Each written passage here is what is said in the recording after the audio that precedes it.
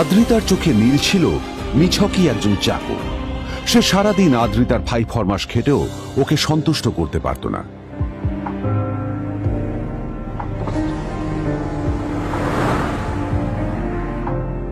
এত কিছুর পরেও কেন একজন ধনী বাবা তার মেয়েকে গরিব ছেলের সাথে বিয়ে দিলেন?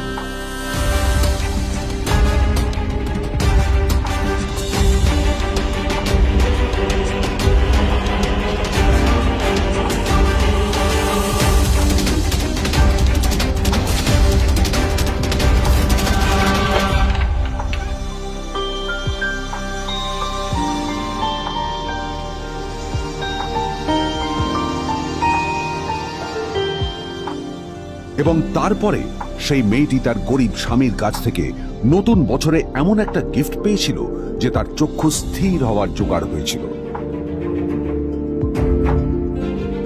আর ওর স্বামী সম্পর্কে সত্যিটা জানার পর তো ও প্রায় অজ্ঞান হয়ে গিয়েছিল।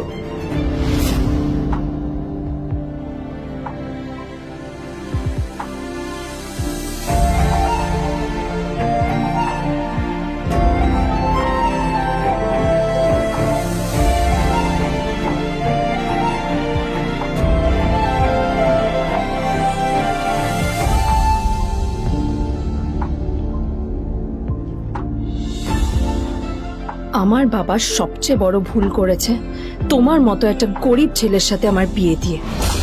আমার সব বন্ধুদের স্বামীরা ওদের কত দামি দামি গিফট দেয়, আর তুমি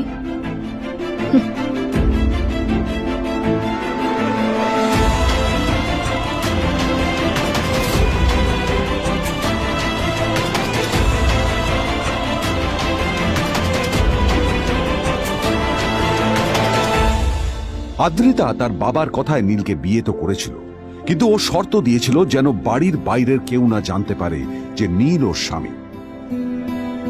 নীল ওই বাড়িতে ঘর জামাইয়ের মতো থাকলেও ও যেন ওখানে একজন চাকর ছিল।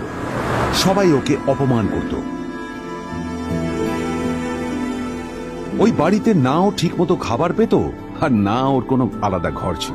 কখনো কার্পেটের উপর ঘুমতো, তো কখনো আবার পোষা কুকুরের ঘরের পাশে নীলকে ঘুমোতে হতো। হাত খরচ মেটাতে ও এক জায়গায় ওয়েটারের কাজও করত। আদ্রিতা তার বন্ধুদের বলেছিল যে আদ্রিতা বিদেশে বিয়ে করেছে আর তার স্বামী লন্ডনের একজন খুব বড় বিজনেসম্যান। কিন্তু যখন আদ্রিতার বন্ধুরা ওকে ওদের স্বামীদের দেওয়া দামি দামি গিফটগুলো দেখাতো, তখন লজ্জায় ওর ভিতরটা পুড়ে ছাই হয়ে যেত।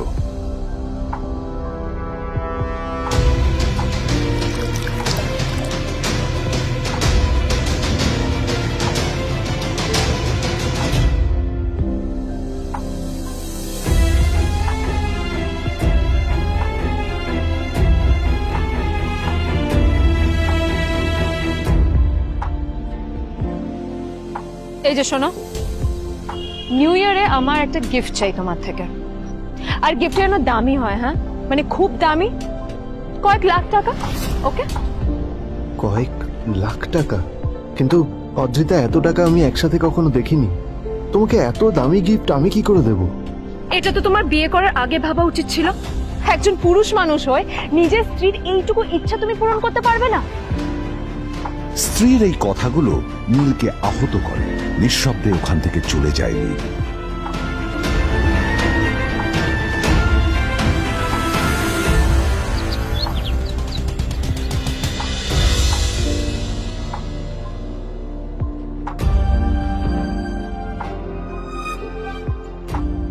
দুদিন পর নিউ ইয়ার পার্টির আগে নীল আদ্রিতার কাছে এসে একটা গিফট ব্যাগ দেয়।